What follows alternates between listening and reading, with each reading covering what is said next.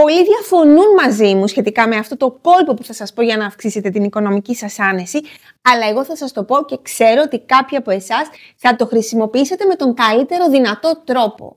Είμαι η Ελίνα Γιαχαλή, είμαι η συγγραφέας του βιβλίου Αυτοδημιούργητα Τυχερός και βοηθώ τους ανθρώπους να αυξήσουν την οικονομική τους άνεση και να τη διατηρήσουν. Και σήμερα θα σας πω ένα κόλπο που θα μειώσει πολύ τις οικονομικές σας διαρροές.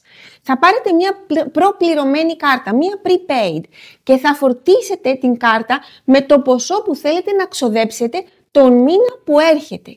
Και οτιδήποτε έξοδο κάνετε θα ξοδεύετε μόνο από αυτή την κάρτα.